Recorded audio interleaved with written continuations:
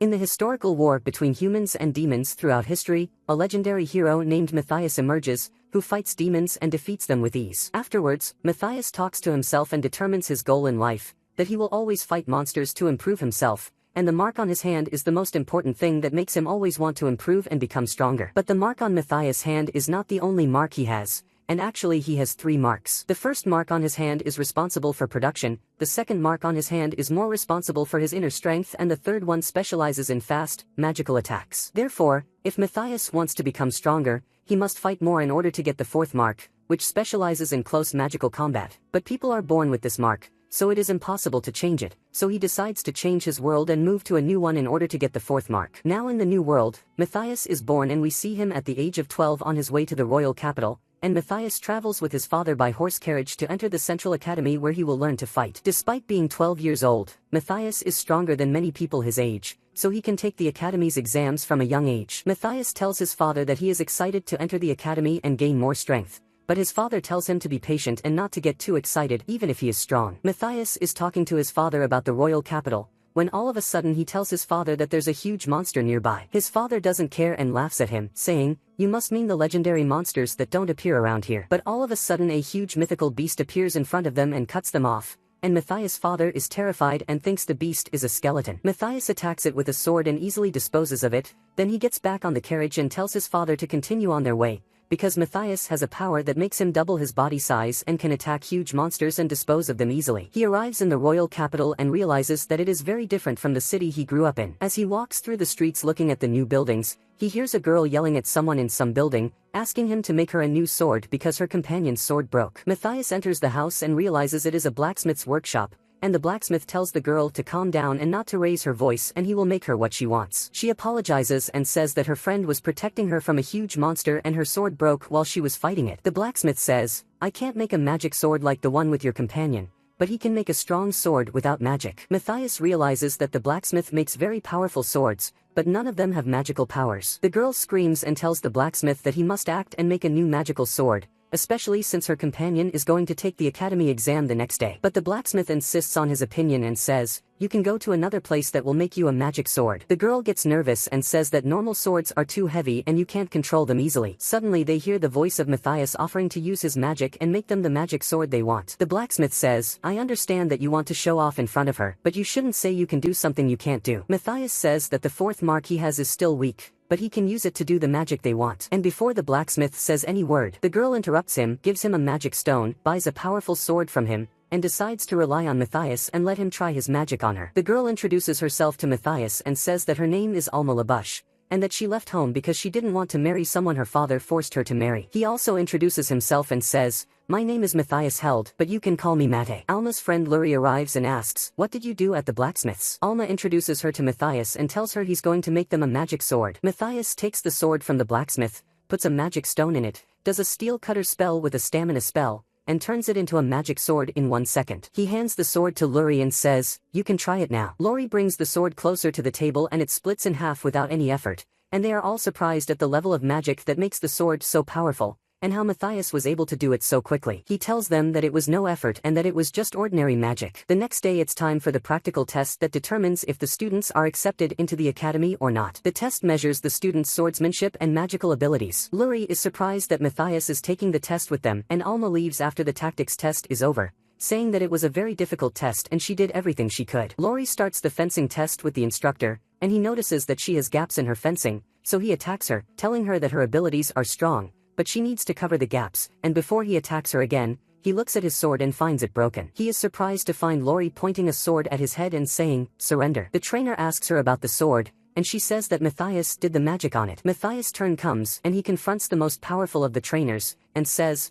"You're the one who worked the magic on Lori's sword, and I'm the chief trainer and I want to know what skills you learnt from your father, Castor." Matthias is surprised that the chief instructor knows his father, and the chief instructor says that he has known him for a long time, so he will make him pass all the tests. As the duel begins, the chief instructor raises his sword. Matthias realizes that his grip on the sword has a lot of gaps, and he suspects that the chief instructor is underestimating him. But Matthias tells himself that this is just a test, and only a fraction of his true strength will be on display. Matthias attacks the head coach, the head coach hits him with a sword, and Matthias protects himself with his own sword. Surprisingly, Matthias is able to block a blow with his small body. The duel is intense and Matthias is able to strike the sword of Gil, the master trainer and the knight, and fly it away. Gil loses and everyone is surprised by the strength of the new student. When it's time for the magical abilities test, the trainer calls Luri to start. The test requires each student to throw an arrow and hit 5 targets. Luri activates her fire power and shoots an arrow that hits the first target. Matthias realizes that Luri is using a type of magic called chanting,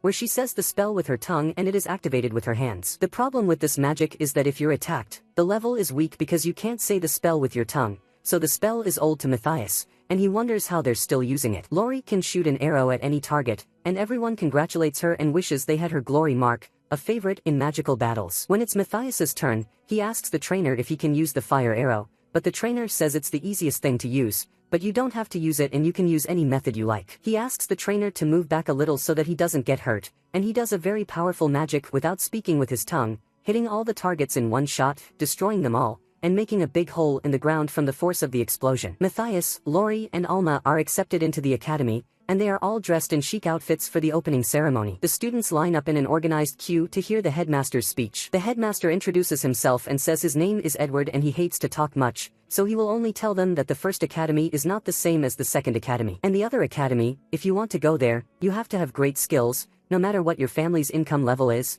and he leaves the stage and comes down. But as he comes down, he calls out to Matthias from among the students and says, "Come to the office when it's over." After the party is over, Matthias goes to the principal's office, talking to himself because he is afraid of being expelled on his first day at school for destroying the testing area, and even though he fixed it with the magic of restoration, he is afraid the principal will expel him for doing so. Before he knocks on the door, he finds the principal standing behind him and says, "Come in." Matthias is surprised to find the headmaster and all the trainers standing in the middle of them, and he says, "You were able to defeat the chief knight, and you used silent magic to test your magical abilities, and being the son of Castor could be an obvious explanation for your strength, but there must be another explanation that no one knows about." But the headmaster doesn't want to know, and all he wants is for Matthias to help them evaluate the performance of his friends in the tests. He asks them why they use such a weak method, and why they use magic with their tongue instead of using silent magic. Matthias is surprised when the headmaster says that no one in the city knows how to use silent magic, which is why the other academy is trying to practice it and bring it back and train the students in it. But their problem is that the other academy is in the capital. The rich support the first academy's teaching methods, so they have no choice but to implement the teachings of the first academy. When Matthias takes the instruction book from the instructor, he realizes that it's all outdated. The headmaster explains to him that in the next competition he wants him to enter with them and use silent spells, so that they can convince the king and the rich to use silent magic. The headmaster asks him to teach them how to use silent magic. The lesson begins, and the students are surprised to find that their instructor is Matthias,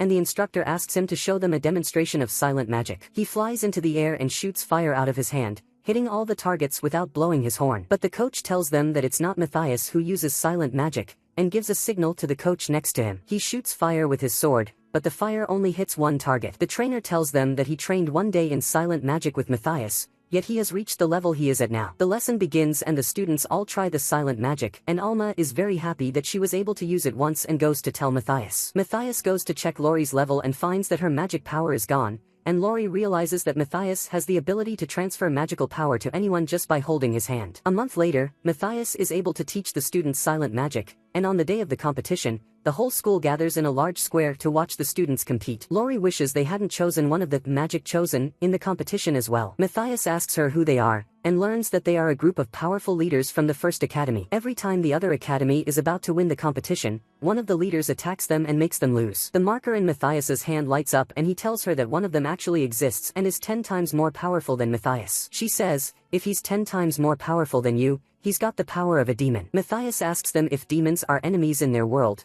and they explain that demons are enemies of humans and have great power. So much so that if the magic of the whole kingdom were combined, they would not be able to get rid of a single demon. The competition begins, and Matthias goes out to face 3 of the chosen leaders, and they beat him because he is alone, and ask him if his friends who were supposed to come with him have run away. The headmaster of the second academy talks to his assistant and says that the second academy has given up hope of winning the competition, which will be the 65th time in a row that the first school has won the competition. When the chosen ones gloat over Matthias, he realizes that they are actually demons in disguise, hiding their true form in the form of humans. The competition begins and Les and Jess attack Matthias with all their might, but Matthias doesn't move and hits them both in one fell swoop. Matthias realizes that demons are the reason why humans are so weak, and they are the reason why humans no longer use silent magic. He attacks the next chosen one and they duel with great force, until Matthias uses a spell that destroys the devil's spell and hits him with a sword, causing him to revert back to his true form as a devil with wings. Everyone is surprised to find out that Devils was actually a demon and that the other academy had been using him all along to cheat the first academy. The headmaster of the second academy stands in the middle of the crowd and asks the guards to call the royal palace to inform them of what happened. Before the demon flies off and tries to escape,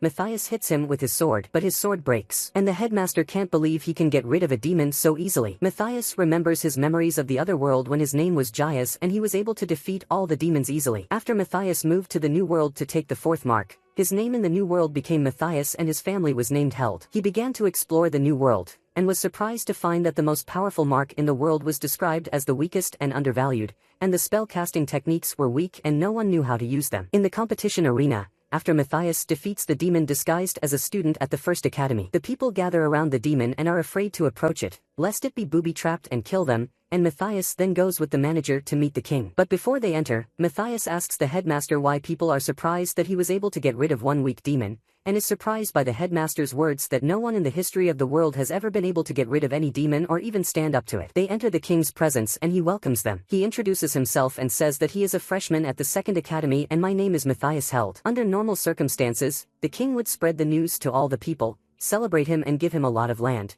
But in order not to cause panic among the people and make them worry about the idea that demons could hide in their midst, he could not do that. The king thinks he wants a magic sword, and says, "I'll give you a sword. A blacksmith came to me 2 days ago and said that the magic in it was done by a young boy and that he had never seen magic as powerful as this before." Matthias thinks that the blacksmith asked him to make him another sword after he made Lori's sword, which is what the king is talking about. But the king realizes that he doesn't like the gift and asks if there's anything he has in mind. He asks the king for the right to use gems in the kingdom. Gems is worth more than gold, and in the world he used to live in, kingdoms have gone to war over gems. But since the magic in this world is weak, they don't know anything about the value of gems. The king agrees and gives him the right to use the gems in the kingdom as he wishes. After the king grants Matthias's wish, he asks his opinion on an important matter, saying that the 4 students of the magical chosen have suddenly disappeared, including Erhard, the last leader of the Mages Guild. We know that the chosen ones first appeared 600 years ago, which means that for 600 years, demons have been infiltrating the kingdom. And in the ancient world of Matthias, the demons were on the verge of extinction,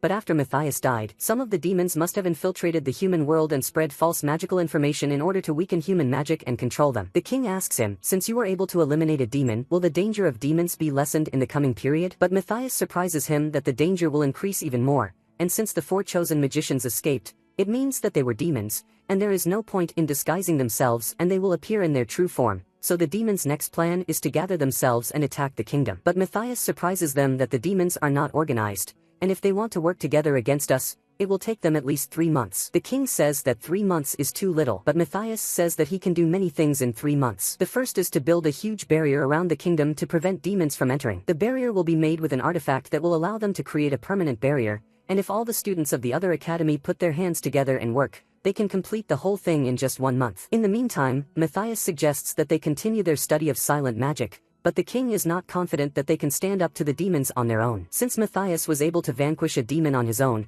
the king appoints him as the leader of the battle to repel the demon's attack. He goes down to the tool shed and gets permission from the king to take any tool he needs to build the barrier he says he needs. He searches for the magic stones he needs to build the barrier, and if he can't find them, he has to use Demas instead. Matthias spots a powerful sword, and the guard tells him that they found it in an old ruined house, but unfortunately no one knows how to use it yet. Matthias reaches for it and realizes that he made the sword himself in his old world. The sword is made of a material harder than Eureka, a material suitable for the barrier to be strong. He also took a chain that he had made that could amplify his experience points. The next day, Matthias returns to the academy and is pleased with the performance of his classmates who have improved in silent magic. He meets Lori and Alma and they tell him that they heard he wants to build a barrier around the city. He tells them that he's going to go round to the Demas to get the amount of material he needs to build the barrier. He offers them to go with him, but Alma says she can't go with him because she can't fight as well with a sword as she can with arrows, and arrows are weak in hand-to-hand combat. But Matthias teaches her a new spell that doubles the power of the arrows and makes them fast enough to go head-to-head. The 3 of them start looking for the demons,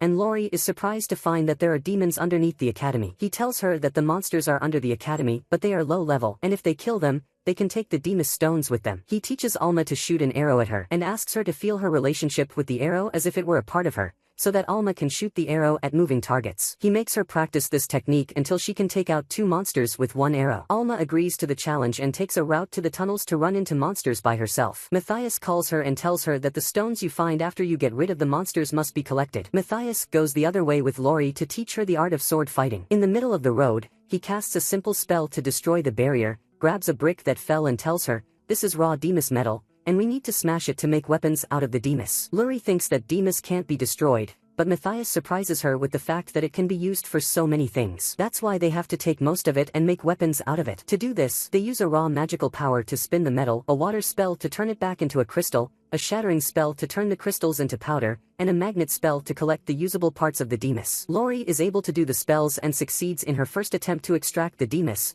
and Matthias teaches her how to make weapons out of them. Alma is able to hit 3 monsters with 1 arrow and comes back to meet them, only to find that Lori has learned to enchant the sword, and hits the monster with the sword and destroys it. The 3 of them go on their way to defeat the monsters, and Matthias's necklace increases their strength and allows them to defeat any monster that stands in front of them. But on the 10th level, they are surprised by a huge dog standing in front of them, and Matthias warns them about it because it's fiercer than all the monsters they've beaten along the way. Matthias thinks to intervene and help them, but Alma is able to shoot 2 arrows at the beast from different directions, and Lori is able to distract the beast to give Alma a chance to hit it, and they work together as a team. Matthias tells them that it will take time until they find another monster to fight, so they have to set up a camp where they can stay until a new monster appears. He teaches them how to make a camp, and the way he does it is by fusing a magical stone with his magical power and turning it into a camp that protects them from monsters. But Matthias leaves them in the camp and continues to work his way through the next level to find the adamantite that will help him build the barrier. Alma is surprised that Matthias is going down to the 25th level, so she tells him that the deepest level they've ever gone to is the 23rd,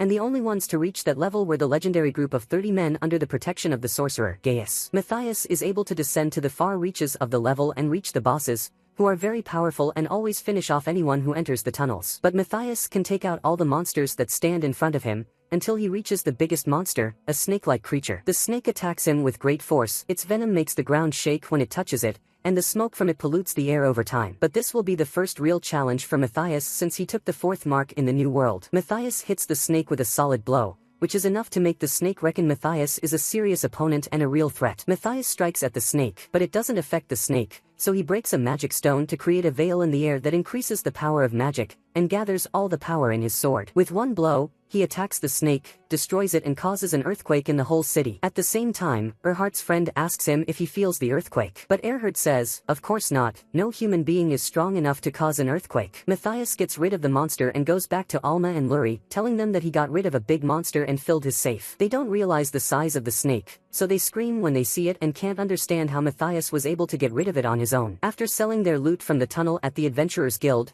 they realize that everyone is staring at them. Lori asks the clerk their why, and she says that most of the students at the new academy are now monster hunters and are much more advanced than the first, so they've become very attractive to everyone, especially the junior high school students. Of course, this is due to the training that Matthias provides, which increases the level and strength of the students all the time. The employee asks, "How can I help you?" And Alma says, "We have Demas tools to sell," which is strange to the employee because Demas are not allowed for many people to earn them unless they have a royal order and a very strong level of power. What's even stranger to the employee is that Matthias, who has the sign of failure, is able to earn and sell the Demas. Suddenly he opens a magical portal and takes out a huge snake and asks the clerk, "How much is this snake worth?" Of course, the employee is terrified and faints at the look of the snake, and can't believe that Matthias was able to get rid of it on his own. But what the employee doesn't understand is the storage spell in which the snake was stored, and she says that she has heard about the spell many times, but she never imagined it was real. This was strange to Luri and Alma until they saw it with Matthias. It's not just the snake that Matthias can store,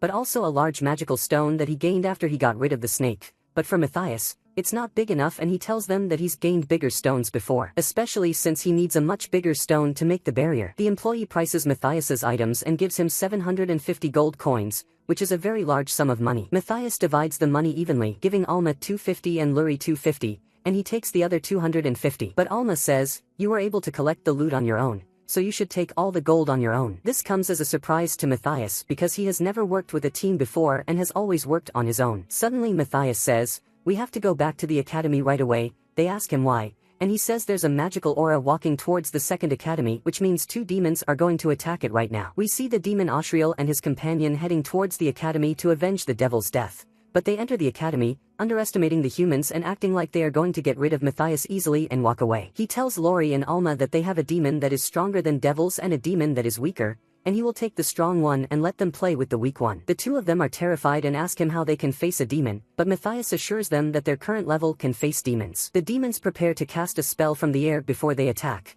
but suddenly Matthias attacks with a preemptive strike, but Ashriel is able to block it. Even though they are not powerful, they are still demons and have more power than humans, so Mathy needs more support. Ashriel hits him with the power of fire, and since his magic is low, he uses their blows to protect himself, and reverses the blow back to Ashriel's side. But he still needs a stronger strategy to fight them, so he pretends to run away. But the demons run after him and get close to Alma, so Alma hits the demon Dishriel with a magical arrow that weakens his strength and slows him down. Dishriel orders him to deal with the girls, and Matthias follows him, and Matthias's initial mission is successful and he is able to separate them from each other. The demon casts a spell that is too big for Matthias to reverse, but he exploits her weakness and throw a spell at her to break it. He charges at Akril and gives him a direct hit with his sword, but it doesn't kill him. Akril tries to hit him with the sword a few times but can't touch him, and Akril is surprised to find that Matthias is a strong swordsman and hits him in the back. Ashriel goes high in the air and comes down quickly on Matthias, but Matthias hit him on the way down. Ashriel gets mad and says, "You must be a monster, not a human,"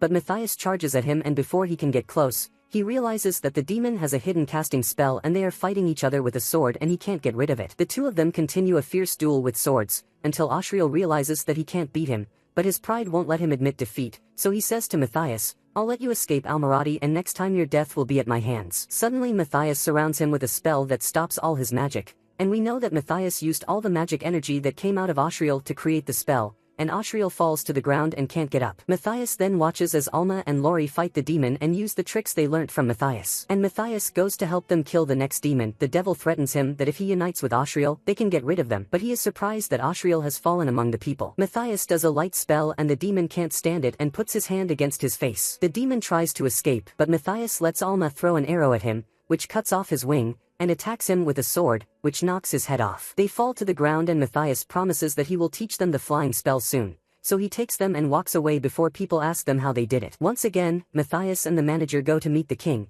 but this time they take Alma and Lori with them. The king offers him a second time to make a wish and fulfill it, and Matthias asks him for more diamis. The king asks Alma and Lori, "What do you want?" Alma says she wants a lot of money, and Lori says she wants money too. The king laughs and tells his assistants to give them what they asked for. Matthias notices the mark on his hand, stands up, asks the king's permission, and addresses one of the king's guards and says, "Show your true colors." He tells them that the demons are watching us from another place and see what we are doing right now.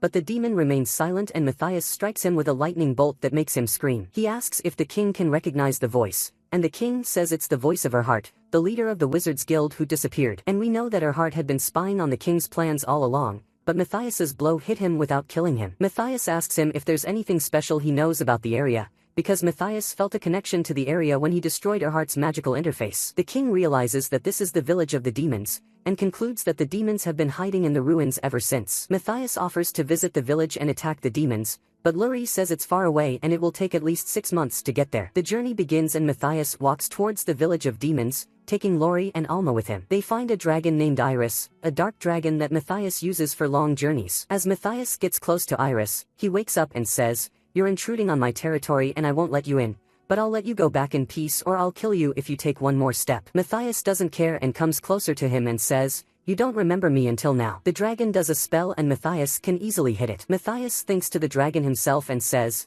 "I am Gaius, the one who confronted you before in the other world, and now this is his new form in the world." Matthias assures him that he is not coming to harm him, but wants to get him on his back to the demon village in order to get rid of them. The dragon agrees, but tells Matthias that his wing was severed, and tells him that after he died in the old world, a magical reactor exploded in the human kingdom. The explosion caused other magical reactors to explode, and the humans were sent back to the Stone Age. But Matthias uses the fourth mark to repair the dragon's wing and says, "You can fly again, just like before." Alma and Lori can't believe they're riding on the back of a dragon and can even talk to it. Lori talks to Alma and tells her that the things they have heard about in legends, especially with the sage Gaius and the sage Ruder, and they don't know that Gaius is Matthias and Ruder is his friend. Matthias orders the dragon to fly at 500 kilometers per hour and never goes faster than that so that his wings don't get cut off. Matthias arrives at the demon village, and the demon guarding the watchtower is surprised to find Matthias flying at him and splitting him in half. He senses the same magical signal coming from the village that he felt when he was in the palace. He realizes that there are two demons in the village, one of them is her heart,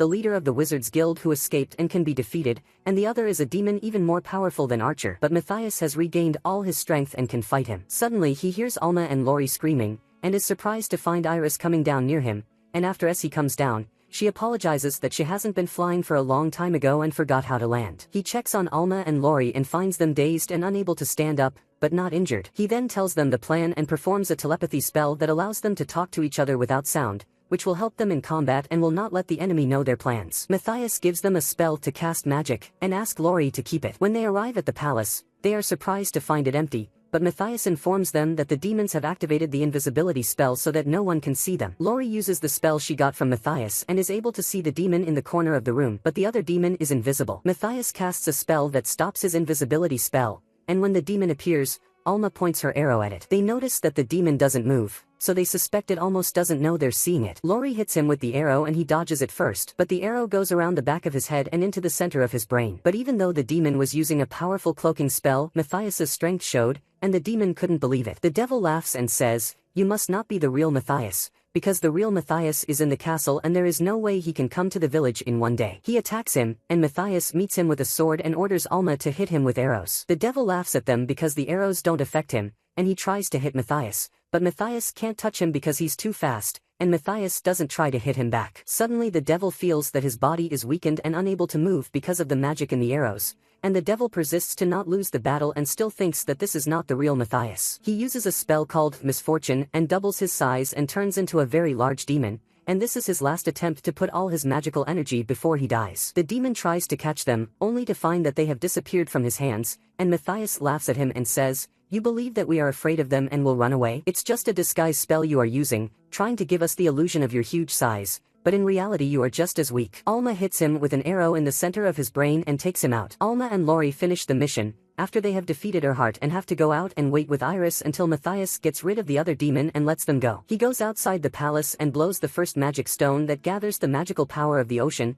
then blows the second magic stone that gathers a large number of monsters, and finally blows the third magic stone to force any demon in the air to appear in its true form. The demon appears in its true form, and they don't expect Matthias to recognize its true form, and we know that Erhardt called Matthias a monster from what he had heard about him. But Matthias says, "I'm not a monster, and you're forcing me to use forced methods to get rid of you." The demon challenges him and tells him to prepare to die because his level is different from Erhardt's, and Matthias laughs at him and says, "Try to beat me if you know how." The devil starts attacking Matthias, who is feeling his pulse and receiving all his blows to find out his level of strength to finish the fight. Suddenly the devil hits him with a spell that cuts off his arm, and asks him, "Where is the confidence you had all those years ago?" The devil approaches him and says, "Choose a way to die." Suddenly we know that he used a healing spell before he entered the battle, and through the wound he was able to fully analyze the demon's strength, and now he knows all the weaknesses he can attack him from. Despite all the demon's attempts to injure Matthias again, he cannot touch him or scratch any part of his body. He laughs and says, "I let you cut my hand at my whim,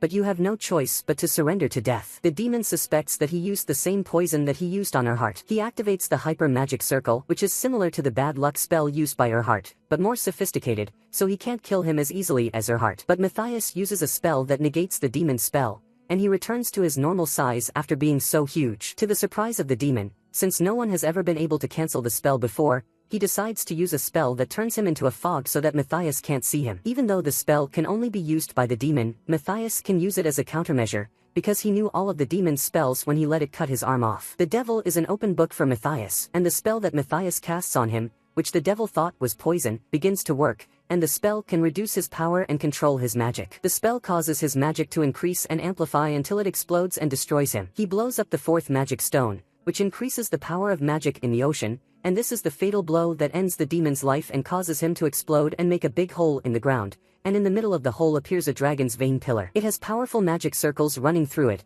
and Matthias uses the pillar by planting it in the ground and using the power of the magic that comes out of it. From the spell on the pole, Matthias knew that the demons were preparing to gather more than 5,000 level 10 monsters to attack the city. But after Matthias blew up the demon, the monster's production site was 10 kilometers away from the capital, and even though it was still close, Matthias could use the power of the other academy's students to fight against them. After they return to the village, Matthias decides to turn Iris into a human form, using her strength and keeping her as a means of transport at all times. Matthias tells the headmaster what happened and offers to take Iris into the academy. The principal says, "I'll treat her like any other student, and she has to take the entrance test and score 47 out of 50, which is a very high score, but Matthias trusts her and knows she can do it. Iris's human form is the first time she's tried it, so he's afraid she'll go back to the Dragon Authority and destroy the entire academy without realizing it. Lori asks him why he didn't tell the principal about the dragon's vein pole and the monsters that will attack the city, and he tells her that Iris needs to finish her first exam so she doesn't panic in the city for nothing. The next day, Iris takes the writing test, and she's behaving strangely as a dragon and is still getting used to life as a human being. Then comes the practical skills test, where she is tested by the cavalry captain that Matthias defeated on the first day. He says to Matthias, if you recommend her,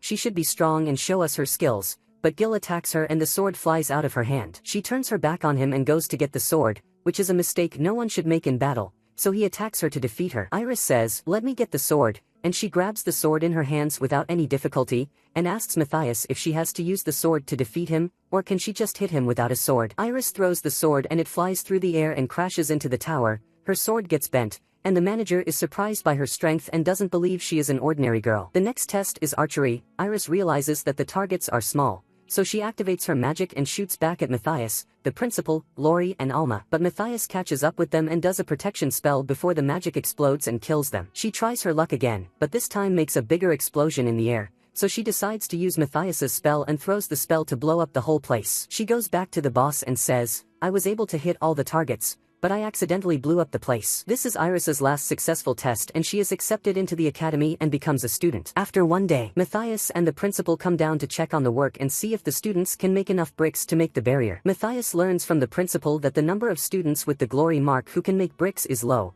so the production is low. Also, most of the students with the mark of glory are in the first academy, and understanding between the first and second academy is always difficult, and they have never agreed on anything, and if they ask for their help, it will be difficult and most likely they will not agree. But since the current circumstances are critical and there is no room for competition and animosity, the headmaster asks the king to intervene and convince the first academy to help the second academy. The king orders the headmaster of the first academy to go and meet the headmaster of the second academy and they come to an understanding, and the headmaster of the first academy is mad because he is supposed to stay in his place and the headmaster of the second academy to go to him, not the other way around. But the head of the second academy says that it's the king's orders, and the situation we're in doesn't allow for enmity because we need to create a barrier to keep the demons out. The headmaster of the other academy asks him to give him the students with the mark of glory to help them. But the head of the first academy refuses because he can't put his hand in the hands of a weak academy. He tells the principal of the second academy that he was able to win him in the last competition, and he says, that's because demons interfered in the competition. The headmaster of the first academy is embarrassed when the headmaster of the second academy says that the demons interfered on your side. Matthias offers to start the competition again, but the competition will be between human beings and each other, and the one who loses will have to do what the winner wants. Of course, the headmaster of the first academy agrees, but only on the condition that Matthias does not participate, and before the headmaster of the second academy responds, Matthias agrees. The competition will be repeated 2 days later at the same place as last time. 2 days later the competition is organized, and the principal of the second academy notices that the students of the first academy have prepared with all the energy they have to make amends for what happened last time. Matthias's plan is to send Iris away if he senses danger, but what he sees is that there are no demons among the students, so there is no reason for Iris to participate. The headmaster of the academy tells them that they have the best students in the academy, and no matter what they do, they can't beat them. On the other hand, the first academy only accepts 5 students to compete. The referee signals the start, and the students of the second academy, with minimal effort, beat all the students of the first academy. The principal is mad and can't believe that his students can be beaten so easily. The referee declares the second academy the winner, and Matthias tells the manager, 5 was too many for you, we should have had fewer. But the principal refuses to acknowledge the result and accuses the students of being monsters, so Matthias asks him how can I prove otherwise. He points his finger at Iris and says, let her come down and compete and see how she's doing. Iris says, I don't have a weapon, but Matthias gives her a sword, which makes the director of the first academy reassure that it is a weak, non-magical sword with no power to help her. The first time Iris grabs the sword, it feels like plastic in her hand. Suddenly the headmaster of the second academy yells, the king ordered us to teach students silent magic, and you are still teaching them magic with their tongue, to which the headmaster replies, this is our customs and traditions, and I will not change them even if the king orders us to do so. Before he can justify his words, the king orders his guards to arrest him. The king gives orders to the students of the first academy and tells them, from here on, you will work with the students of the second academy and learn silent magic. After the competition, Matthias, Lori, Alma and Iris go to get a magic stone from the tunnel that is 60 centimeters long, while the students of the first academy are working and making demons. We know that Iris is a dragon, so she has a magic stone that is 80 centimeters long, but Matthias assures them that he will not get rid of Iris and take the stone, he will summon monsters and get rid of them. At level 17, it's the first time Alma and Lori have reached a level with such power, and Iris surprises them that Matthias has reached level 654 in the ancient world. Matthias asks Lori to create a magic circle, and then asks Iris to summon a monster from the circle but quietly. Since Iris doesn't know how to control her power, she summons a monster larger than the size of the place, and they run away before it collapses on them. As they run, Matthias says to Iris, "I told you to summon the monster slowly," and Iris says, "When you summoned a monster slowly, you brought down 3 mountains, so you won't come down on me." They see a huge red dragon walking towards them, so Iris attacks it, but the dragon blocked the blow with ease. Matthias gets the idea to distract him, and Iris teases him and says, "You're a lizard, not a dragon," which is the most irritating thing could ever say to a dragon. The dragon still run after Iris to catch her, while Lori works her magic on the arrows. Alma hits him with many arrows, and Matthias makes many magic circles in the place to increase the effect of the arrows on the dragon. But the dragon's skin is too dry for small arrows, and the poisons don't affect them, so Matthias thinks to return Iris to her dragon form and fight, but that will take time. He decides to let Iris provoke him and distract him so that he can hit her with his strongest power, and he takes that power and hits him with an explosive force. And that's exactly what happens. The dragon explodes, and they get the magic stone they wanted. Matthias offers Iris to join their team, and she agrees and joins them. The next day, Matthias breaks the training ground so that Iris can get used to her human form and be able to move her legs quickly. Alma and Iris start training, and Iris has to try to escape and Alma has to try to hit her with a sword. On the other hand, Lori is given the task of making a weapon, and Matthias gives her the task of making a personalized sword for him. He teaches her how to make a sword from 8 spells to give it a unique power. After Matthias's sword is finished, she starts making another sword for herself. When it's time to test the weapon, Lori starts with her sword and cuts through the rock, then Alma with her arrow and blows up the wall, and Iris with her spear and destroys half the place. Matthias talks to himself and says that after the silent magic returns to the kingdom, he will make them a barrier to protect them from demons, and trains them in many skills, then he will have no reason to continue in school. And if everything goes the way he wants it to, he'll leave the academy and walk away. The day comes when the academy starts building the barrier that will protect them from the demons around the kingdom. The principal gives a speech to the students, informing them that the work will start from today, and Matthias is the leader of the students who will follow them as they work, as he is the first idea and the most powerful person in the academy. He encourages the students to put all their energy into building the barrier, and tells them that you are the protective armor of the kingdom because you are the only ones who learn silent spells, and you are the most powerful people in the whole kingdom. The work begins, and everyone is immersed in the task at hand, putting their best energy into it. Lori tells Matthias that magic detectors 25 and 26 have sensed strange activity, and he tells her that it must be demons, and that they might have figured out our plan. But even if they know the plan, we can't easily detect them, so it's very likely that the spell the magic detectors spotted is a demonic transport spell called the Magical Road. Matthias assigns them the task of getting rid of it, so they run through the forest until they reach the magic road of the demons. They take Matthias's word that when the gap gets bigger, it means the demons are attacking, so they have to close it quickly before the demons attack. They do what Matthias told them to do to close the gap, and the way to do it is for Lori to use the magic arrows she does for Alma, but Matthias lets her make the decision on her own, telling her, "I taught you most of the things you need to know, but it's time for you to rely on yourself." Lori comes up with an idea to do a new spell on the magic arrows, and they realize that the hole is getting bigger and a demon is coming out of it. Alma goes after it and hits it with an arrow to get rid of it. Another demon comes out, but the arrow doesn't affect it, and before she can hit it with another arrow, Lori goes after it and splits it in half with her sword. The gap closes, and Lori and Alma's mission is successful. Suddenly they recognize a second, larger gap in the capital and rush to catch up with it. The third girl with them realizes how powerful they are and sits on the ground, not believing that Matthias taught them until they were so powerful. They go back to Matthias to inform him of the new time gap in the capital, but Matthias, expecting this to happen, tells them that it's an advanced form of magic, and that they sacrifice a demon in exchange for enlarging the road and allowing it to reach great distances. But since demons don't have the courage to sacrifice themselves, they must have sacrificed the weakest one in order to do it. Matthias predicts that the road will appear above the second academy, and the barrier will take longer to build, so Lori and Alma will have to spend more time delaying the demons coming out of the magical hole until the barrier is finished. Matthias notices that Lori and Alma have become more confident, and the battle has made them more confident, and it shows in the way they speak. Iris arrives with 40 crates of mithril, which they will need to build the barrier. Alma and Lori arrive in the courtyard of the other academy and meet the principal, who tells them that Matthias is going to give them a lot of magic stones to make magic circles. The time gap appears and a huge demon emerges. The demon is confident and threatens the students that if they try to fight him, he will finish them off in seconds. He makes a big spell and throws it at the academy, and Lori doesn't realize that the spell is blocked and the academy doesn't get anything because of all the smoke. But the smoke clears and the demon finds the students standing still, unaffected, and the principal orders the students to strike with the fire, but the range is too short to reach the demon. Alma hits him with an arrow, but its speed is too slow to reach him and the demon is able to catch the arrow and break it. The demon attacks with a bigger spell than before, and the students block the spell with more effort, trying to buy time until Lori makes a stronger magic sword to get rid of the demon. But Lori fails to make the sword, and although she was able to make it before when Matthias was with her, she can't make it now by herself. She looks at her colleagues and realizes that if she fails again,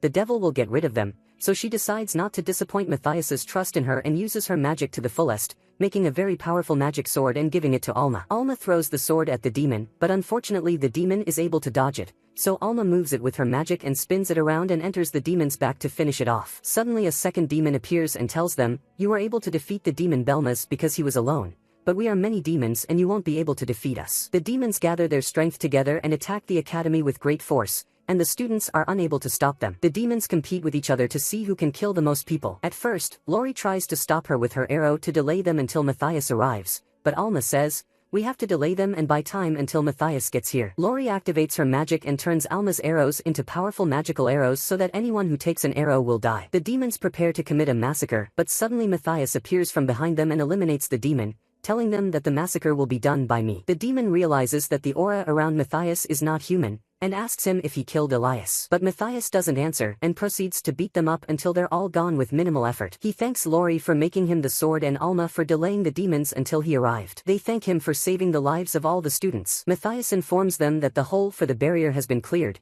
and Iris and the other students are still working on it. When Matthias goes to check on the work, he finds that they have finished everything, and the only thing left is the magic stone he has with him to make the barrier. Matthias places the stone and a very powerful light comes out from the center of the barrier and surrounds the whole city, and it has great protection from demons that cannot penetrate it. Lori says that the mission is finally complete, and she senses a strong magical energy coming from the barrier, but Iris surprises her that the energy is coming from the monsters in the dragon's vein, and the monsters have the spell that the demons made to summon them. He emphasizes that the power of the monsters and the power of the demons that they summoned entered the dragon's vein and made the barrier stronger and stronger. So the demons mobilize more monsters to try and break through the barrier. The principal and the students get ready to fight the monsters with all their might, and the monsters attack them in large numbers. Matthias lays traps and explosives on the road, and the students are much better at beating up the monsters. Matthias, Lori, and Alma are watching them from the castle, watching the battle unfold. Suddenly, the headmaster orders his students to retreat, but Matthias arrives with Lori, Alma, and Iris and supports them so they don't retreat. Iris is surprised when Matthias throws her at one of the monsters and kills it, and the second monster is hit by Alma's magic arrow and kills it and the third monster. He realizes that fighting in a team is much stronger and better than fighting alone, so he saves his energy for the stronger monsters that only he can defeat. He comes across a very powerful monster called the Void Eater, who swallows all the monsters around him and uses their power to transform into something much more terrifying and powerful. It's the first time Matthias has dealt with this monster, and Alma says, "We have to catch it before it gets too big and swallows all the monsters around it." But Matthias says, "No, we won't let it go until it swallows all the monsters in the area, and then they'll get rid of it all at once to save time." Iris realizes he's trying to swallow her as well because she's a dragon, but Matthias says we have to help him swallow all the monsters and get rid of him quickly. He hands Lori a magic paper and asks her to make it into a magic stone and throw it at the monster. Matthias throws more magic cards at it to make it form in a way that he can attack it. The monster becomes a huge and terrifying looking beast after it gathers all the power of the monsters in the area. Although Matthias's magical power is reduced, he has a memory that allows him to know how to attack monsters even when he is weak. He orders Iris to shoot the monster in the leg. Lori and Alma don't stop him with arrows, and he attacks it with a sword. Matthias realizes that the best way to defeat a monster of this size is to make it even more nervous. He prefers to hit him in non-lethal places such as his legs and eyes, but notices that his legs regenerate after being nearly cut off. But Matthias continues to attack him with magic stones, letting the blows hit him all over his body until the monster falls to the ground. He flies up in the air and lands a devastating blow that snaps its neck. But Matthias realizes that the monster's composition is strange, and the dragon's vein needs more Dyamis, which is not available in the city, so he decides to go out into the kingdom, find Dyamis, and come back. But the truth is that Matthias wants to leave after completing his mission in the kingdom. The headmaster understands what's going on in Matthias's head without him saying it, so he offers to stay with them on a special scholarship, because his presence in their midst will help the school develop further. When he stays with them, the academy and the kingdom will intervene on his behalf and solve it, so that if Matthias leaves the academy to go around the demons, he can come back at any time at his leisure. Alma, Lori, and Iris are asked to stay at the academy on a special contract, so they can travel with Matthias, learn from him, and tour together. The next day the four of them get out and the principal and students come out to say goodbye, and the principal promises them that the academy will always be open to them and that they can come back anytime. Matthias and his team begin their journey, and they meet a child riding in a carriage with his father who asks them if they are adventurous, and Matthias says they are going to the kingdom of Demus Milkia to complete a mission, and Lori learns that unlike their tunnel, Demus Milkia's tunnel is huge and has hundreds of levels. Because of this, an entire city has been built over the tunnel, and Matthias says that he has never seen anything like this before, and he doesn't understand how people can live over a tunnel that is so dangerous. To reach Demus Milkia, they need more than a day on the road, but Matthias says they can get there in 1 day and save time. This worries Lori because if they get there in 1 day, it means they have to go through the Chicker Forest, which is full of monsters, and rumor has it that there is a smart monsters unlike the stupid monsters. But that doesn't scare Matthias, on the contrary, it makes him curious and makes him insist on traveling the entire route in 1 day. After they enter the forest, Lori shows signs of fear of what might happen to them, and after a long walk, they sit down to rest and have lunch. Matthias goes out to hunt for something to eat, but as he runs through the forest, he notices that the monsters have strong magical energy, and they run in an orderly fashion, not randomly like the monsters he's used to. He realizes that there is a monster that controls them and makes them move around the forest at his whim, and that it must be the intelligent monster that Lori said he was. Lori and Alma hear a loud thud and think that the monster has finished Matthias off, but they are surprised to find that the monster has been finished off. And Matthias comes back to them with the monster in his hand, saying that he expected something much bigger and is disappointed that the monster is so weak. Then Matthias brings them another monster to eat, and the biggest surprise for Alma and Lori is that certain monsters can be eaten. Lori starts a fire and Iris brings plants from the forest to boil with the food. It's not long before the food is finished and Lori and Alma love the taste of the monsters, while Iris eats a lot because the dragons need more food to get full. After they finish eating, Matthias and his team get ready to continue their mission, especially since the monsters are afraid to approach them because of Iris' power, and after they got rid of the smart monster, the monsters will be even more afraid of them. Before the sun goes down, they reach the city of Demus Milkia, which is located in the middle of the mountains. When they enter the city, they are surprised to find that it is random and not very organized, and most of the people are lying in the streets. Lori notices that the magical pillar of light in the city has no magical stones, which means that it is connected to the dragon's vein directly, but the shopkeeper next to them calls out to them, telling them to stay away from the pillar because it exploded and 10 people died in the same place where they were before. When the pole explodes, Lori gets mad at the shopkeeper and says, "Why are you making things so dangerous and threatening your lives?" The shopkeeper tells her to keep her voice down, because all they are doing is following the orders of the sage, and they have no choice but to do what they have to do. He tells them that they used to use magic stones, but the sage said that magic stones are the most important and expensive thing they export, so he forbade anyone in the city to use them for any reason whatsoever. Matthias asks him if the sage is the reason for the low population in the city, and the salesman says that a big monster appeared on the 10th level of the Demus tunnel. Most of the adventurers I hired to fight it were either strong and experienced or weak and inexperienced, and the monster got rid of them all. Matthias gets a general idea of the state of the country, buys an apple from the man, and continues on his way to the city. Matthias talks to his team and explains that when you put people with little experience together with people with a lot of experience, they will not know how to fight, not to mention the weapons they are using are of poor quality. That's why Matthias decides to go to the syndicate and get a permit that allows him to go down the Demus tunnel, the same words written on the sign on the street. He goes to the syndicate and tells the clerk that he needs 4 licenses to go down the tunnel, but the clerk says, "You're too young to do that," especially since the licenses come directly from the sage, and before he allows you to take the license, you have to listen to what he tells you, and he makes you hunt monsters and rotate them on the Demus, which can cause serious injuries as you can see, and the employee consults him about the adventurers and finds that most of them are broken and tired. But this motivates Matthias and his team to go on the adventure, so he asks her to start the licensing process. Suddenly, a woman comes in screaming that there are a lot of victims coming from the Demus tunnel, and if anyone knows how to do a healing spell, please go with her. The only one who responds is Matthias, who says, "I know the healing spell and I'm coming with you." He enters the Guild of Elders and finds many people sleeping on the floor, not having enough bandages to stop their wounds from bleeding. He is surprised that the whole country has only one healer, but the employee surprises him that the city used to have many healers, but the sage kicked them out and said they were a waste of money. Matthias quickly takes off his jacket and performs a spell that identifies the level of danger of the patient's wounds. He puts a number in front of each patient, and the number represents the level of severity of the patient's condition. He takes the most difficult patients, and the rest of the patients he distributes to his team, so that he follows the most serious cases first, and gradually goes down to the less serious ones. Before Matthias treats the most serious case, Dr. of the guild stops him and says that these cases are dangerous and cannot be dealt with by small children, and that they must be sorted in order of severity before he starts treating them. He says, "Shut up and learn what I'm going to do," and performs healing magic that seals the bleeding veins to stop the bleeding, treats the organs that have been damaged, and then closes the wound while the patient heals. He orders the doctor to treat the cases in the order they are given and not acts with his brain because the cases will die. The doctor is convinced by his words, and distributes his team to the rest of the cases, and each one takes a patient and enters the next one until they save all the patients in record time. After they are done, the doctor thanks him and asks him if he has worked as a healer before, but Matthias says, "I only used the healing spell once, and it was all thanks to the efforts of the whole team together." Matthias asks him about the sage who used to rule the city and wants to know why he was replaced by another corrupt sage. The doctor explains to him that it happened suddenly and without warning. They heard that he died suddenly in his sleep, and no one had any idea how he died, except that they woke up the day they heard that he died. We know that the Jummis tunnels have always been dangerous even in the old world, and the idea of someone building a city on top of them is a strange thing that has never happened, but it can only happen with demonic planning. So Matthias expects that demons killed the last sage, and it is highly likely that the current sage is a demon rather than a human being. At the end of the day, Matthias and his team stay at a hotel, and Matthias sent a fake letter to the manager to deliver it to the king, and the real letter is hidden in the box in which it was sent, so that if it falls into the wrong hands, no one will discover it. Even though Matthias could go and deliver the letter himself, he thinks he can see the monster in the tunnels of Demas, and sends the letter by magic. The next day, Matthias and his team go to the huge gate of the Demas tunnel,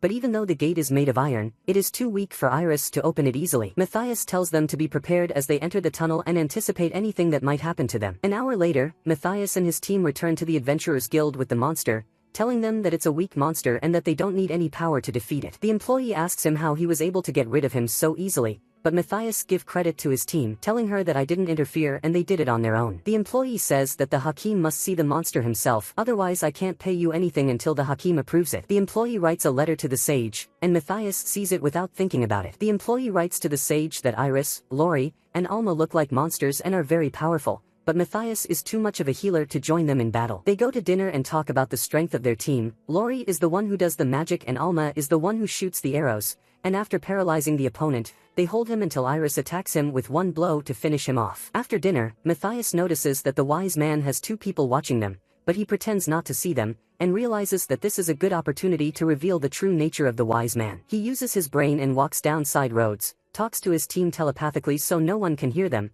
and tells them that there are people walking behind them, following the wise man. That's why they do the invisibility spell and see the wise man's men wrapped around themselves and don't know how they disappeared. Suddenly Matthias and his companions appear behind them and ask them where their hotel is. The leader says that their hotel is in the direction ahead, and Matthias laughs and says, "How did you know our hotel without me telling you its name?" One of them grabs Matthias and threatens him with a knife, orders the rest of the team to turn themselves in, and tells them that he knows Matthias is the weakest one, because he is the healer, as they learnt from the employee's letter. Matthias asks Iris to beat them without weapons, and the wise man laugh, but are surprised when Iris, Lori, and Alma beat them down and beat them all easily. Matthias casts a tracking spell on them to find out where the wise man is, and a demon detection spell to find out if they've contracted with demons or not. The next day, Matthias and his team go to a secret location to meet the king's messenger, who asks Matthias to appear from the center of the darkness. The messenger introduces himself and says, "My name is Ike," and informs him that the king has ordered the arrest of the wise man, Dukyul, as the ruler of the city and a corrupt man. If you want to arrest him yourself, you are allowed to do so under Ike's supervision. Matthias replies that he knows where the sage is after tracking down his men,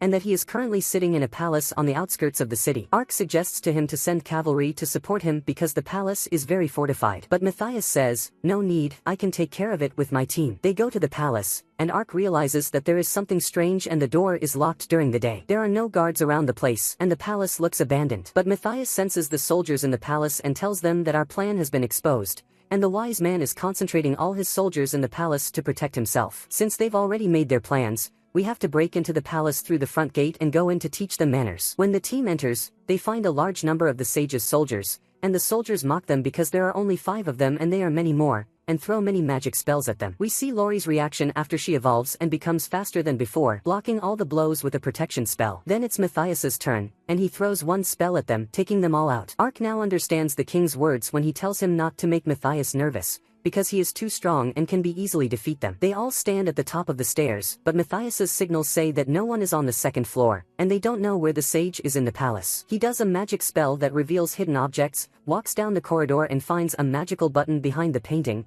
and when he presses it, a portal opens and descends into an underground tunnel. The wise man asks his assistant if the men are gone, and the assistant replies that if they were gone, we would have heard their voices. But the wise man calculates a secret hiding place where he can escape even if they can't get rid of them. The wise man hears Matthias's voice saying, "You have a secret hiding place and you think you can escape from it," and the wise man thinks he is one of his soldiers. He says, "You sold people to get rid of me and you don't even know what I look like." And the wise man is surprised to realize that he is not one of his soldiers. Suddenly Matthias and his team are attacked by many soldiers, but he is able to finish them off with one blow. The wise man is surprised that Matthias has so much power, and all this time he thought he was a healer who didn't know how to fight. Ark captures Matthias, but threatens that if he is captured and given to the king, the city will be turned upside down. Ark then asks Matthias if he will return with him to the capital to meet the king, and Matthias says he will stay in the city for a while until he finds out how the wise man knew they would attack him before he got close to the palace. He shows them a partially burned letter saying that the king has ordered your arrest and has sent a messenger to carry out the mission and bring you back,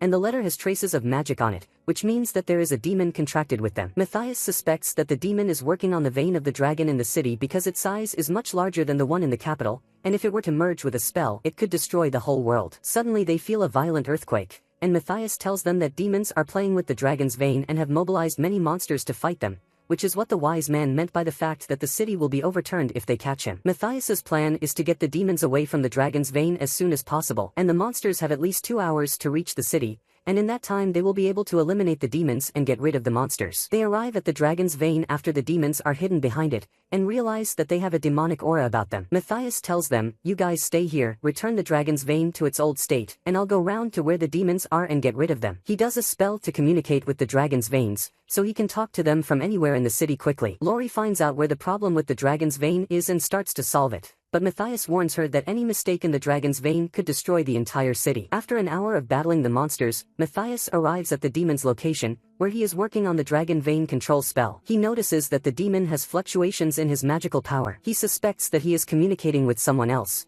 and he does a listening spell to see what the demon is saying. He hears someone tell the demon that Matthias is not the one trying to deal with the dragon's vein, but Lori is, and although her level is low, it's working. He orders him to get rid of Matthias and then get rid of Lori, who is modifying the dragon's vein, but advises him not to underestimate Matthias's power and to fight him with all his might. Matthias realizes that there is a leader who is the one who moves the demon and gives him orders, and he has a great knowledge of the art of casting and dragon veins. Matthias starts to attack, but the demon easily blocks the blow, and he thinks about underestimating him, but the boss says he's trying you out, but don't underestimate him. He realizes that the demon can use spells and tactics against his fourth mark, which is why the demon's power is greater than all the other demons he's faced before. The boss orders him to confront Matthias from a distance and shoot him, because the fourth mark makes him strong in close encounters, and if he confronts him directly at close quarters, he will be eliminated. Matthias analyzes what's happening and realizes that the demon boss is very powerful and knows the tactics of the fourth mark and how to deal with it, so he's curious about it. The demon tries to hit Matthias in different ways, but he can't hit him once, so the boss orders him to go to the next step and set a trap for him. Matthias asks Lori to do the 14 spells and break the trap that the devil has put in the dragon's vein. After the trap is disarmed, the demon is terrified and doesn't know what's going on,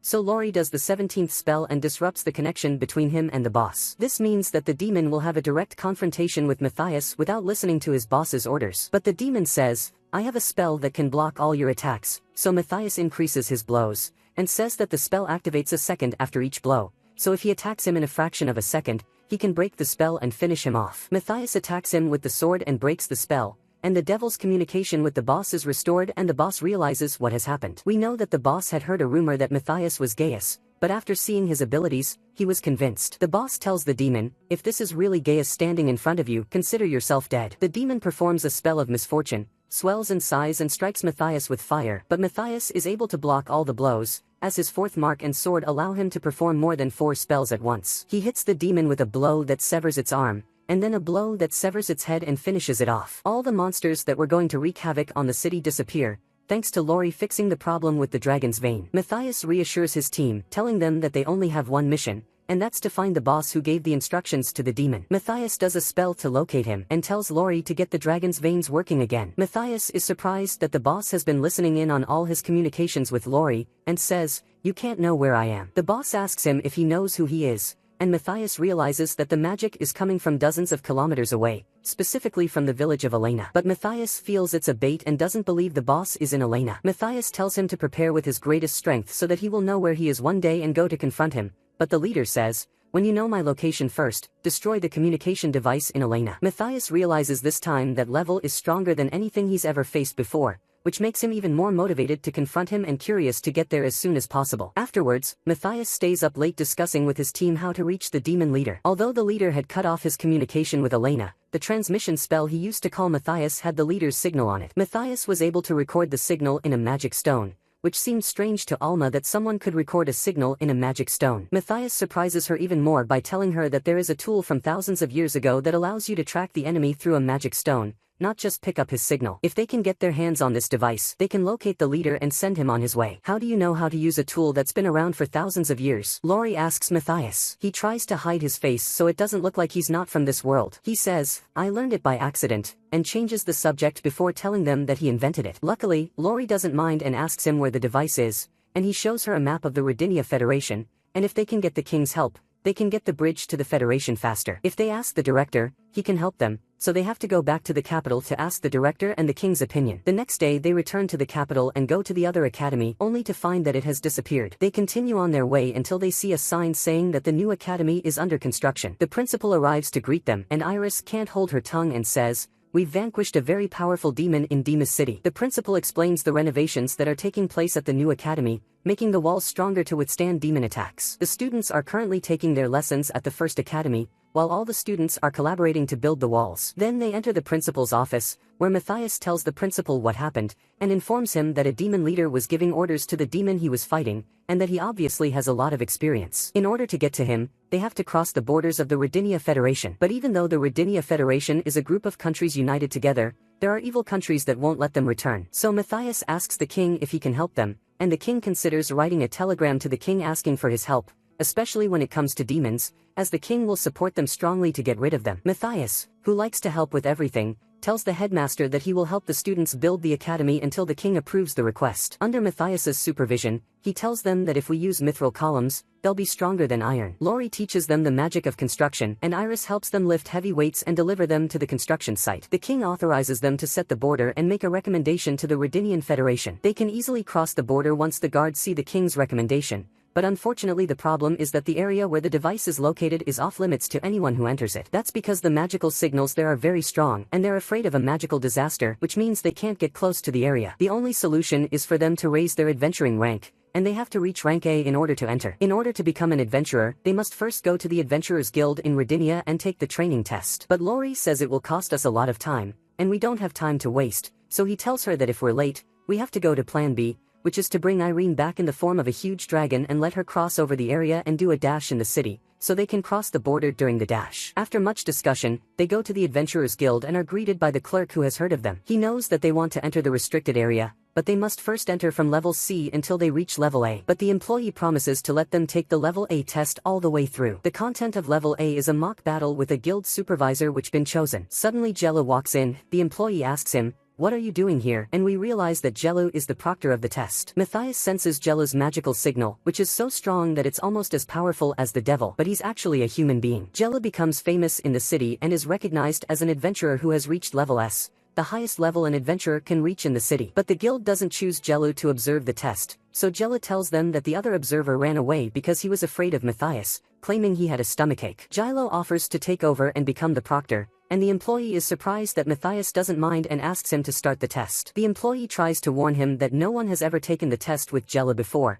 and all those who have done so have failed because they didn't think they were strong enough to compete. But before they start, Jello consults with Iris, Lori, and Alma and tells them, "You passed without a test, so go home." He then consults with Matthias and says, "You're the one who's going to compete with me," because he's heard about Matthias before as a demon slayer and hero of the Ice Kingdom. Before the battle begins, Matthias and Jello agree on the terms of the fight, and the two show confidence in each other, each believing himself stronger than the other. Jello, who has never lost a fight in his life, and Matthias, the demon slayer and champion of the Ice Kingdom. But Jello tells Matthias, "I'll let you use magic, but I won't use magic, and the only thing I'll use is a sword." Matthias realizes that Jello is using a spell to improve his strength without knowing it. Jello attacks Matthias and strikes him with the sword to kill him, but Matthias is able to withstand the force of the blow and is unaffected by it. A fierce battle ensues between the two of them, and Matthias is seen using many spells without knowing it, as if the spells are instinctive and something he was born with. In the audience, Alma and Lori are surprised that anyone can compete with Matthias, and the Adventurers Guild employee is even more surprised that anyone can stand up to Jello. During the battle, Jello's heartbeat increases, his magic increases, his strength increases, and it's the first time Yahello has ever faced someone above his level and not been able to defeat him. Yahello uses the same method of attack as Matthias after seeing it once, which means he has the power of observation and can learn quickly. Yahello uses his strongest attack. The smoke fills the place and he thinks he can defeat Matthias, but Matthias appears from behind the smoke, attacks him with the sword, throws it around, puts the sword in front of Yahello's face, and asks him if he wants to compete with him again, but Yahello surrenders. The clerk declares Matthias the winner of the battle, and he can now take level A and enter the restricted area. Since this is the first time Yahello has lost, he asks Matthias how he defeated him and how he can train until he is as strong as he is. Matthias gives him a book he's familiar with and says, "Learn how to cast magic spells, and since you have the talent, if you learn this book, you'll be much stronger than me." But Yahello hates reading, so Matthias tells him to find a spell to cure headaches on page 132, which he can use when he gets tired of reading. On the way, Yahello walks with Matthias and his team and offers to take the level S test and become the most powerful person in the city. But Matthias's ambition is to enter the Forbidden Zone, and he's not interested in becoming the strongest in the city. When Yahello asks him about the restricted area, Matthias says he means the elite's fields in the Valkia region. Yahello receives old news that the Valkia region has a strange aura. The atmosphere there has changed a lot lately, and the checkpoints near it are much more difficult than before. Many teams were on their way there and disappeared without anyone knowing their whereabouts, so Yahello offers to help him if he needs any help, so he doesn't hesitate and talks to him for a long time. When Matthias and his team arrive at the first checkpoint, the guards stop them and ask them for their IDs. The guard hands them cards that allow them to walk on the main road and tells them to take care of themselves because the road is dangerous. As they walk, Matthias notices that there is a magic code written on the cards, and on the card is written in invisible handwriting a warning to the point behind them that they are a group of 4 powerful and high-ranking adventurers with questionable motives, so deal with them as soon as you see them. But Matthias doesn't care as much about words as he does about coding, because only demons use that method. Even though the guards were human beings and not demons, if you want to set up a checkpoint, you have to have the local power to do so. And since this coding method is used by demons, the entire city of Valkia could be under the control of demons. Suddenly Matthias sees 4 people watching him from behind a hill and realizes they're coming to finish them off before they reach the city, so he takes Yahello's word for it that there are teams that have disappeared and no one knows where they are yet, so all the teams must have been killed in this place. Iris's first thought is to get rid of them, but Matthias says that if we get rid of them here, we'll draw the attention of the others. So we have to put them into a deep sleep, and the plan is for Matthias and Iris to get their attention. Lori and Alma will go after them and take a magic device that will put the soldiers into a deep sleep. Matthias creates a spell that creates illusions and makes people see themselves over and over again. They throw arrows at him, but he is able to dodge them and break the rest with his sword. At the same time, Lori activates a magic device that emits a smoke that puts anyone who smells it to sleep. Unfortunately, Lori and Alma also smell the smoke and fall asleep. Matthias wakes them up with a magic spell, and they realize that they have smelled the smoke without even thinking about it. They continue on their way to the village of Valkia, and as they get closer to it, they feel signs of demonic signs in the place, and the village looks scary with many guards everywhere. The only reason people don't recognize the signs is because they hide them all the time. This means that Valkia is full of demons, and Matthias and Lori feel the sign of 30 demons around the village. This means that demons work in groups, which is the opposite of what Matthias said before, that demons like to work alone or in small groups. But there is a rare race of demons that have special skills that they use in combat, but they work together in groups and form entire teams of demons. And if they're the ones ruling the city, it's the worst thing that could happen to Matthias in his life. Since the whole city is surrounded by guards, and the demons are the village's finances, there's no reason for them to enter through the village's direct doors. He opens a secret passageway in the center of the mountain, and tells them that this is a secret passageway that the demons are using to get to the heart of the city faster than the direct routes. They go down the passageway and smell a very unpleasant odor, and the whole passageway is empty, and in the middle of the road, Matthias senses that a demon is ahead of them on the road. As usual, Iris says, "Let's get rid of it," but Matthias does a spell to break through the barrier, puts his hand out in front of the demon, and does a spell that makes it invisible until they're past it. After they leave the secret passage, they enter the city, get to a side street, and look at the way people look, and they are horrified. In her mind, Lori compares Jami's village to this village. Although Jami's village didn't have a lot of people, the people in Jami's village were sober. But in this village, the people look like zombies, and most of them look like they have fainted or are hypnotized, and their bodies are full of strange wounds. When he catches one of the people on the street and puts his hand on his head, he discovers that people have a magic spell called intellectual paralysis, a spell that puts people in a state of stupor all the time. They walk further into the village until they come to a long queue of people, and at the end of the queue is a demon who makes them do the mental paralysis spell and forces them into a factory where they are forced to work. Matthias decides to go in and see what's going on in the factory, and casts a defense spell against his and his team's mental paralysis spell. They queue up and pretend to be stunned so that they don't look different from everyone else. Suddenly, Iris spasms and falls to the ground, and one of the demons says, You must have overdosed on magic. They make their way through the queue and enter the factory, only to find that the production at the metal refining plant is very large. Lori runs her hand over a strange stone, and Matthias tells her that it's a magical rankin mineral. The magical crystals they get from the refined mineral are used to make explosives. If they collected a large amount of 100% pure rankin, they could blow up an entire city, but it would take decades to collect that much explosive. But the important thing is that they've figured out their plan, and they're thinking about how to neutralize it. I'm sure some clever devil has the scientific ability to think of this method instead of the traditional ones. But the only way they can defeat the devil's plan is through war. We learn that the village has about 32 demons, and that they are divided around the city in a semi-organized manner. But their main focus is on the city center, and half of the demons have the ability to work as a team, and it is impossible to separate from each other at will. And since the central facilities are in the city center, as long as they're there, they can protect it. Lori says that if they get rid of one demon, the others will know, and Alma suggests that they fight them all at once. But Matthias says if we do that, they'll get rid of us, and the solution is to use their gathering against them. And at night, the demons see a huge magical signal in Area 51. Their leader tells them to locate the source of the signal and surround Area 51. The demons surround the area. They don't know what's in the area, but they must be trapped. Two of the demons find Iris in front of them, and before they can attack her, Matthias swings a sword at them from behind and finishes them off. The demons are surprised to find that Matthias and his team have set traps in the area and are eliminating them one by one. Matthias's plan is to use Iris's power to create a magical signal, and half of the demons will gather around her in groups. Iris's role is to keep them away from the city center and drag them to the outskirts and use them as bait, and Alma and Lori will distract the teams if they gather in groups. The idea is that half of the demons feel Iris and think they're fighting her alone and no one else. Alma grabs a magical stone mixed with an explosion spell and throws it at a demon flying over the houses, but it's not enough to defeat the demon, but it's perfect for distracting it until Matthias gets rid of it. But the demons try to regain their balance again and stand on the roofs of the houses and do a spotting spell, so they know where the traps are and where Matthias and his team are. But Matthias reduces the power of his and his team's magic and tells them to disappear, so they can't tell the difference between them and anyone else in the city. The demon commander doesn't understand how someone can enter a village and lay traps over large areas like this while being watched at all times. When he comes across a demon corpse with sword marks, not explosives, he realizes that someone is hiding and will attack them without them realizing. Matthias notices that the pattern of movement of the demons has changed. They all stay in their places and none of them run randomly, and they realize that there are no traps and the real trap is Matthias, who appears and disappears. Since the demons had already gathered and understood the plan against them, Matthias had no choice but to confront them directly. He kidnaps the other demons and tells them that since there are no traps and the only way to get rid of the demons is to use explosives, even if we set fire to half the city. Suddenly one of the standing demons is hit with a sword and dies on the spot,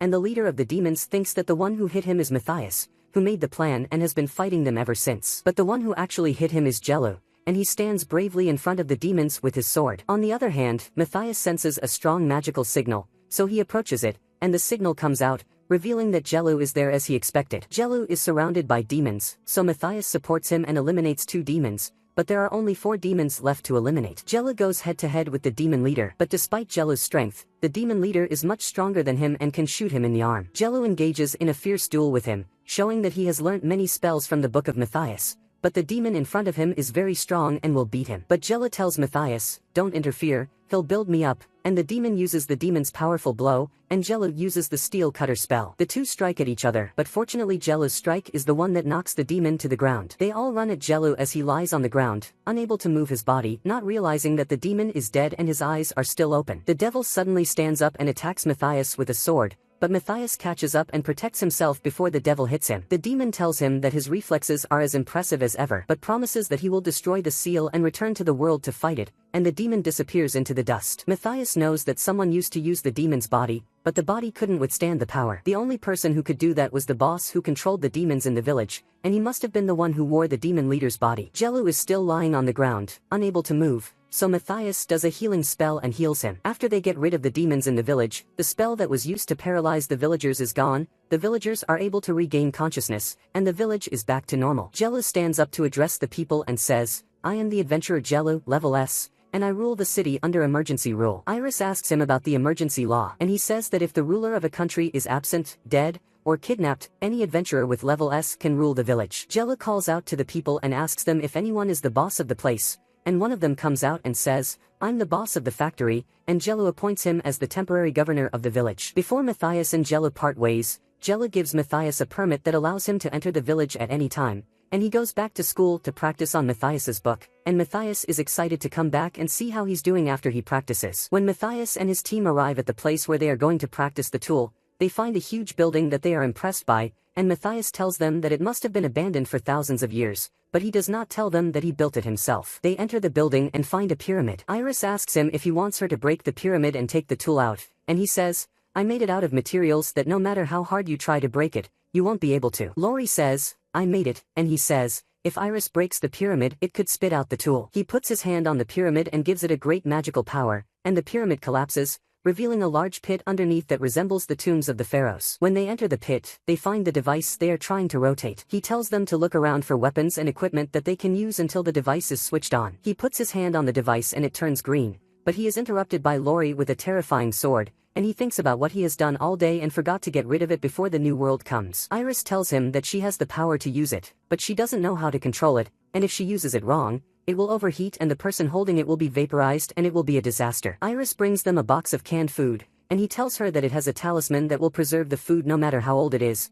but he's not sure how good it will be after thousands of years. When Iris opens the cans, the food is moldy and stains her face. Matthias uses a magical iron rod he got from the factory and puts it on the device to locate the boss. Suddenly the device vibrates due to the magical signal, and the leader's data appears, and he realizes that he was the leader of the demons, and the one who sold the demons to the village of Demas. He then places the magic stone with the leader's insignia on the device and activates the spell. Red lightning strikes from the device in the air, the screens turn red, and the seal on the device is about to break. Matthias admits that the boss is very powerful. His name is Zardias, his image appears on the screen, and in their current state they can't defeat him. If they use normal spells, they won't be able to defeat him because he has a lot of experience, but if they train with spells that last for hundreds of years, they can defeat him. And the plan in Matthias's brain is that humanity could end up being the only one left. That's why he thinks of a different plan. He sees the sword that Iris grabbed, so he takes it, puts it on the device, and uses his old magical sign, so it's powerful, and they will use all the old magical tools in the world against him to defeat him. Matthias thinks that he has created many weapons in the ancient world,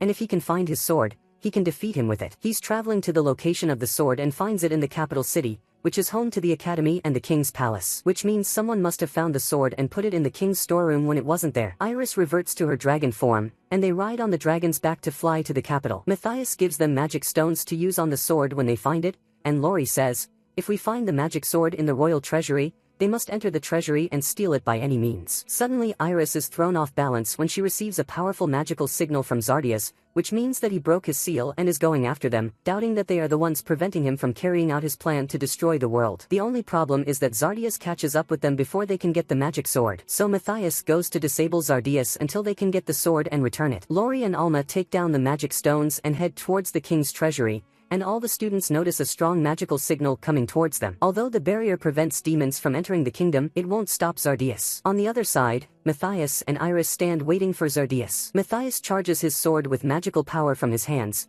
and since Zardias is traveling through a demon space, Matthias decides to enter the space before him and prepare for it. Suddenly, the whole atmosphere turns red because Zardias is coming, the time barrier opens, and Matthias attacks him to try and stop him, but fails, and realizes that there's no way to get rid of him other than to fight him. Zardias stands in his terrifying form, and Iris shoots at him, but he blocks the blow effortlessly. Zardias pulls his sword out of a time portal and says, "There's no time to waste before we destroy the world." We know that Zardias and Matthias have been looking forward to this confrontation all along. Zardias shoots Iris, and Matthias catches up to her before she can finish her off. Zardias lunges at him from the back and hits him quickly, and Matthias realizes that Zardias is exponentially stronger and faster than any demon he's ever faced before. On the other hand, Alma and Lori reach the royal vault, the guard prevents them from entering, and the king appears behind them and tells him what's going on. He orders the guard to open the vault door immediately and let them in and take what they want. Back to Matthias, who is still issuing Zardias attacks one after the other, but he can't block their blows and is unable to stop them. Matthias's chances of winning are getting harder, especially since his magic is weakening the more he blocks. Alma and Lori are too late to get the magic sword, so Matthias decides to sacrifice himself to save the world and win his battle against Zardias. Zardias realizes that Matthias's goal is to protect the barrier, so he starts attacking him and Matthias fights back. Zardias tells him that no demons can cross the barrier on land, but he has a demon in the air that will prevent Lori and Alma from reaching him with the sword. The demon will stand in front of Lori and Alma and cut them off after they find the sword and want to give it to Matthias. But they cooperate with each other and manage to defeat him and get rid of him. They are surprised to find another demon standing in front of them, threatening them with their mates and saying, bring the sword or I'll get rid of it. Matthias senses demonic magical signals from the barrier, and realizes that Zardias was the recruit of the 2 demons that took them out the first time in the capital. Zardias continues to hit the barricade, and provokes Matthias to bring out his full strength. He thinks about dying and going back to a new world and training more to defeat Zardias, but then he thinks of Lori's words and she motivates him to use his strength and win. He gathers his strength and attacks Zardias. On the other side, the students of the other academy arrive with the headmaster, and they untie their friend and attack the demon and tie him up. Lori and Alma run to deliver the magic sword to Matthias,